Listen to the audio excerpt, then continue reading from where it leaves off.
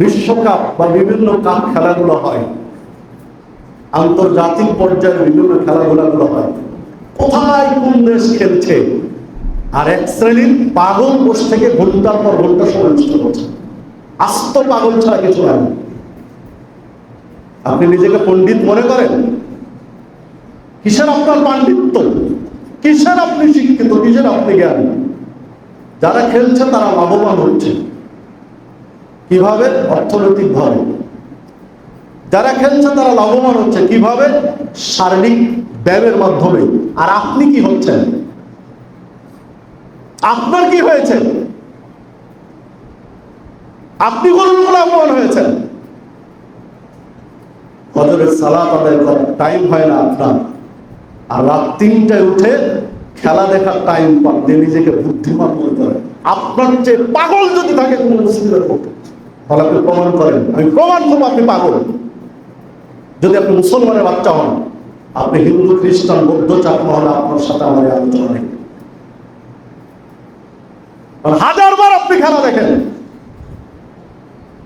আপনার কতটুকু উপকার হবে? আপনি ফজরের সালাত আদায় করেন, হতে পারে এক সালাতের জন্য আপনি জান্নাতে যেতে পারেন। আল্লাহ রাসূল সাল্লাল্লাহু আলাইহি ওয়াসাল্লাম বলেছেন, কোন ব্যক্তি যদি 2 রাকাত সালাত আদায় করে, মুকবিলুন আলাইহিমা বিকলবিহি ওয়া ওয়াজহিহি, আর এই 2 রাকাত সালাতে তার কলব, অন্তর এবং তার চেহারা মানে দেহ এবং মন পুরোটাই যদি আল্লাহর দিকে মনোনিবেশ করে দেয়, ওয়াজাবাত লাহুল জান্নাহ, আল্লাহ তার জন্য জান্নাত ওয়াজিব করে দেবেন। হাদিসে মুসলিম। 2 রাকাত সালাতে জান্নাত ওয়াজিব হতে পারে। সারা রাত কেন, সারা জীবন আপনি এসব নোংরা খেলা দেখে জান্নাত তো হবে না, জাহান্নামের কীট হতে পারে। এই খেলার সাথে অনেক কিছু রয়েছে। জুয়া সম্পৃক্ততা আছে, বেহায়াপনার সম্পৃক্ততা আছে, সময়ের অপচয় আছে, কোনো উপকার নেই, ক্ষতি ছাড়া। সবাই উপস্থিতি, যে কথা বলছিলাম যে দেখুন, রাসূলুল্লাহ সাল্লাল্লাহু আলাইহি ওয়াসাল্লাম বললেন, অবসরকে কাজে লাগাও ব্যস্ত হওয়ার আগে। আর অবসরগুলো কাজে লাগে আমরা নোংরামি করি। অধিকাংশ মানুষ অবসরকে কাজে লাগে নোংরামি করে। এই ছোট ছোট ছাত্র ভাইদের দৃষ্টি আকর্ষণ করব যে অবসরটা কাজে লাগাও পড়াশোনা করে। সময় নষ্ট করে দিব, আর এক সময় গিয়ে পস্তাবো। একটা সময় নষ্ট করবা, আর এক সময় পস্তাবো। পরীক্ষার হলে যখন প্রশ্নপত্র পাবা, তখন মনে হবে যে একটু যদি পড়তাম, ওই সময়টা নষ্ট না করে, পড়তে তো মন চাইছিল, ওই প্রশ্নটা পড়লে আজকে হয়ে যেত। এই আফসোস করতে হবে যদি অবসরকে কাজে না লাগাও। আল্লাহ রাসূল সাল্লাল্লাহু আলাইহি ওয়াসাল্লাম অবসরকে কাজে লাগাতে বলেছেন ব্যস্ত হওয়ার আগে। শেষের কথা বলেছেন, ওয়া হায়াতাকা ক্বাবলা মাউতিকা, জীবনকে মূল্যায়ন করো, কাজে লাগাও মৃত্যু আসার আগে। যে হাদিস মুস্তাদরাক হাকিমের মধ্যে বর্ণিত হয়েছে, ৭,৮৪৬ নম্বর হাদিস। তো জীবনকে কাজে লাগাতে হবে মৃত্যু হওয়ার আগে। সারা জীবনের আমল দিয়ে যদি জান্নাত না ঠিকে, কি করবেন? আপনার গাড়ি, বাড়ি, সহায় সম্পদ সব বৃথা, সব কিছুই বৃথা।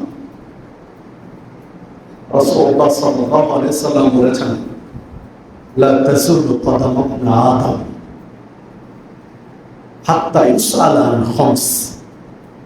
5টি প্রশ্নের উত্তর না দেওয়া পর্যন্ত বিচারের মাঠে এক ধাপ পা সামনে বাড়তে দিবেন না। তাহলে আগে 5টি প্রশ্ন উত্তর দিতে হবে। তার একটি হলো জীবনের, আন উমরিহি, তার সারা জীবনের হিসাব দিতে হবে। আন শাবাবিহি, তার যৌবনকালের হিসাব দিতে হবে, মানে সময়ের হিসাব। সারা জীবনের হিসাব মানে কি? একেবারে বুঝিয়ে দিতে হবে আল্লাহর কাছে সারা জীবন কিভাবে কাটিয়েছে। যে হাদিস তিরমিজি, আল্লাহ রাসূল সাল্লাল্লাহু আলাইহি ওয়াসাল্লাম বলেছেন, নি'মাতানি মাকবুলুন ফীহিমা কাসীরুন মিনান নাস। আল্লাহ মানুষকে 2টি নিয়ামত দিয়েছেন, অথচ অধিকাংশ মানুষ এই 2টি নিয়ামতের খবর রাখেন। এই 2টি নিয়ামতকে মূল্যায়ন করতে পারে না। 2টি নিয়ামতের একটা হচ্ছে সিহা, সুস্থতা, আর একটা হচ্ছে ফারাগ, অবসর। সুস্থতাকে মূল্যায়ন করতে পারে না। সুস্থ হলে আল্লাহকে ভুলে যায়, সুস্থ হলে ইবাদতের কথা ভুলে যায়, সুস্থ হলে দিন ভুলে যায়। অসুস্থ হলে তখন আল্লাহকে ডাকা শুরু করে, আল্লাহ বাঁচাও, আল্লাহ বাঁচাও। অথচ সুস্থ ছিল তখন আল্লাহকে ডাকে না। আর ফারাক, মানুষ অবসর পেলে দিন দ্রোহী হয়ে যায়, দিনের বিরোধিতায় লেগে যায় অবসর পেলে। এই দুটো সময়কে মূল্যায়ন করতে বলছেন, সুস্থতাকে আর অবসরকে, যে হাদিস সহিহ মুসলিমের মধ্যে বর্ণিত হয়েছে। আল্লাহ রাব্বুল আলামিন বলেছেন, ফাইদা ফারাগতা ফানসব, যখন একটু অবসর পাবে কঠোর পরিশ্রমে ব্যস্ত হও আল্লাহর ইবাদতের জন্য। একটু অবসর পেলে ইবাদতের কঠোর পরিশ্রম বিনিয়োগ করো, মানে সময় পেলে আল্লাহর ইবাদতে লেগে যাও। জিকির, আজকার, তাসবিহ, তাহলিল একটু সময় পেলে আপনাকে আমাকে করতে হবে। একটু সময় পেলে আল্লাহর জিকির করতে হবে। সুবহানাল্লাহ, আলহামদুলিল্লাহ, লা ইলাহা ইল্লাল্লাহ, আল্লাহু আকবার। সবচেয়ে প্রিয় জিকির আল্লাহর কাছে, প্রিয় বাক্য সুবহানাল্লাহ, আলহামদুলিল্লাহ, লা ইলাহা ইল্লাল্লাহ, আল্লাহু আকবার। যে সূরাটি দিয়ে শুরু করেছিলাম, ওয়াল আসর, সময়ের কসম, আল্লাহ সময়ের শপথ করলেন। সময় কেমন গুরুত্বপূর্ণ, ইন্নাল ইনসানা লাফি খুসর, নিশ্চয় মানুষ ক্ষতিগ্রস্ত, ইল্লাল্লাযীনা আমানু ওয়া আমিলুস সালিহাত ওয়া তাওয়াসাউ বিল হক ওয়া তাওয়াসাউ বিস সবর। তবে তারা ব্যতীত যারা ঈমান এনেছে, আমল সালেহ করে, মানুষকে সত্যের দিকে আহ্বান জানায় এবং মানুষকে ধৈর্যের নসিহত করে, নিজের ধৈর্য ধরে। মানে সময়ের কসম করলেন, এখানে একটা ইঙ্গিত আছে, সময়ের মূল্যায়ন না করার কারণে অধিকাংশ মানুষই ক্ষতিগ্রস্ত। সময়কে মূল্যায়ন করতে হবে। আল্লাহ 5 ওয়াক্ত সালাত দিয়েছেন, 5 ওয়াক্ত সালাত টাইম অনুযায়ী আদায় করা। ইচ্ছা মতো যোহর, ইচ্ছা মতো আসর, ইচ্ছা মতো এশা, ইচ্ছা মতো মাগরিব, ইচ্ছা মতো ফজর, জি না, এর নির্দিষ্ট একটা সময় আছে। অক্ত হলে আজান, তারপরে সালাত, মানে সময় হওয়া লাগবে। ফজরের অক্তই হয়নি, আপনি আজান দিয়ে দিলেন, তাহলে আজান হয়ে গেল তাহাজ্জুদের, ফজরের আজান হলো না। মাগরিবের সূর্য ডুবে গেছে, আপনি আসরের আজান দিবেন, জি না, ওরা মাগরিবের আজান, ওরা আসরের আজান হবে না। তাহলে সময়ের মূল্যায়ন, সময়কে কাজে লাগাতে হবে কিভাবে, এটা প্র্যাকটিস করার জন্য, বাস্তব রূপ দেওয়ার জন্য 5 ওয়াক্ত সালাত টাইম অনুযায়ী দিয়েছেন। আসুন আমরা সময়কে কাজে লাগাই।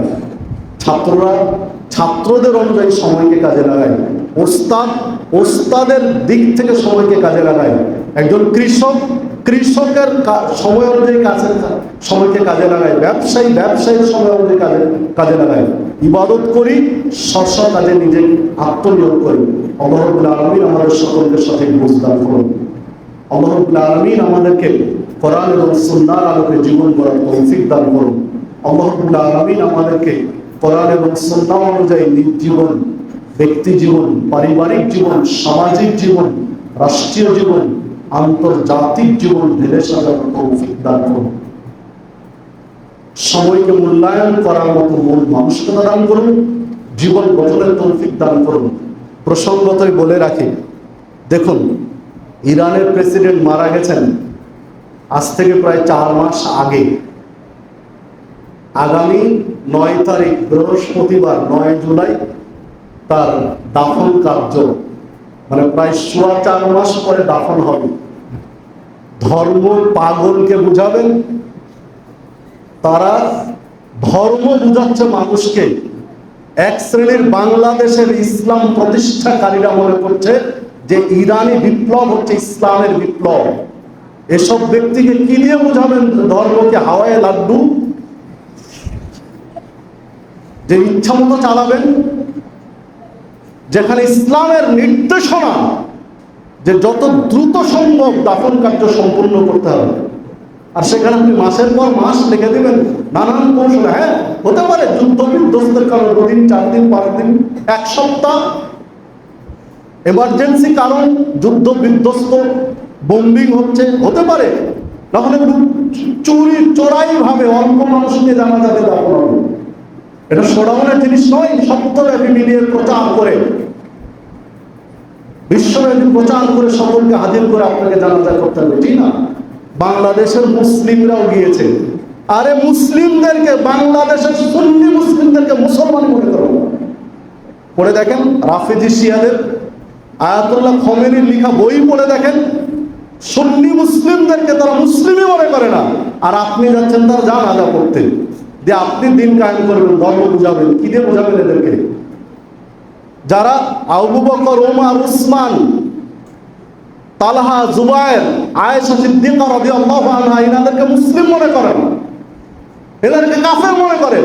ওমর, উসমান রাদিয়াল্লাহু আনহুকে যারা কাফের মনে করে, আপনি তার জানাজা দিতে যাবেন? এই সময়েরও দাম দিতে হবে, এই টাকারও হিসাব দিতে হবে আল্লাহর কাছে। আসুন দিন বোঝার চেষ্টা করি, দিন বুঝে মানার চেষ্টা করি, ফাউল পেশাব না পেরে কোরআন এবং সুন্নাহর আলোকে দিন বোঝার চেষ্টা করি। রং করে না যার দরকার। আল্লাহ রাব্বুল আলামিন আমাদের সঠিক বুঝদান করুন। আমি না কৌলি কাওলি হাযা ওয়াস্তাগফিরুল্লাহ ওয়া লিসাইরিল মুসলিমিন।